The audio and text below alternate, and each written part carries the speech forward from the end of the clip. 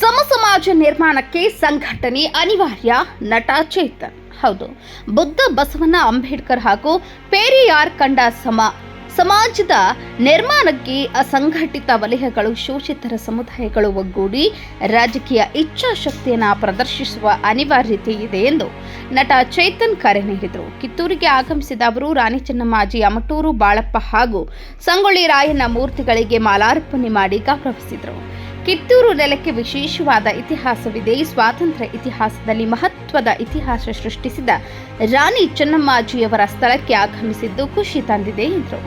ಸಮಾನತೆ ಹೆಸರಿನಲ್ಲಿ ಸಮಾಜದ ಕನಸು ಕಂಡಿರುವ ಬುದ್ಧ, ಬಸವ, ಅಂಬೇಡ್ಕರ್ ಅವರ ಚಿಂತನೆಗಳನ್ನು ಸಮಾಜದಲ್ಲಿ ಬಿತ್ತಿ ಭವಿಷ್ಯದ ಸಮಾಜದ ನಿರ್ಮಾಣಕ್ಕೆ ನಾವೆಲ್ಲ ಪ್ರಾಮಾಣಿಕವಾಗಿ ಪ್ರಯತ್ನಿಸಬೇಕಿದೆ ಎಂದರು. ಇದು ರಾಜಕೀಯ ಅಧಿಕಾರದಿಂದ ಸಾಧ್ಯ.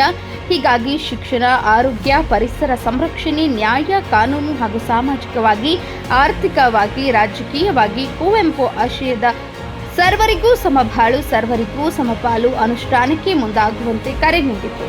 ಹೊಸ ಪಕ್ಷ ಕಟ್ತಾರ ಚೇತನ್.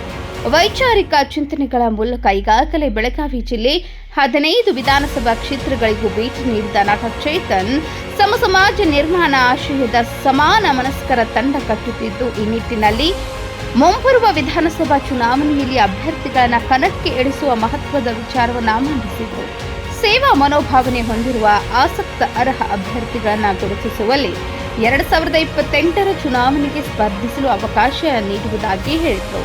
ಈ ಹಿನ್ನೆಲೆಯಲ್ಲಿ ರಾಜ್ಯದ 135 ವಿಧಾನಸಭಾ ಕ್ಷೇತ್ರಗಳನ್ನು ಸಂಚರಿಸಿದ್ದು ಒಂದು ಹಂತದ ವಿಚಾರಗಳನ್ನು ಪ್ರಸ್ತಾಪಿಸಲಾಗಿದೆ ಎಂದರು. ಒಳ ಮೀಸಲಾತಿ ಸಮೀಕ್ಷೆಯಲ್ಲಿ ಉಪಜಾತಿ ಕಾಲಂನಲ್ಲಿ ಬೇಡ ಜಂಗಮ ಎಂದು ದಾಖಲಿಸುತ್ತಿರುವ ಬಗ್ಗೆ ವಿಷಯ ಪ್ರಸ್ತಾಪಿಸಿದ ದಲಿತ ಮುಖಂಡರು, ದಲಿತರ ಮೀಸಲಾತಿ ಕಿತ್ತುಕೊಳ್ಳುವ ಹುನ್ನಾರ ನಡೆದಿದೆ. ಹೀಗಾಗಿ ಸಮೀಕ್ಷೆ ಸಂದರ್ಭದಲ್ಲಿ ಬೇಡ ಜಂಗಮ ಉಪಜಾತಿ ದಾಖಲಿಸಲು ಜಾತಿ ಪ್ರಮಾಣ ಪತ್ರ ಕಡ್ಡಾಯಗೊಳಿಸುವಂತೆ ಸರ್ಕಾರಕ್ಕೆ ಮನವಿ ಮಾಡಲು ಚೇತನ್ ಅವರು ಒತ್ತಾಯಿಸಿದರು.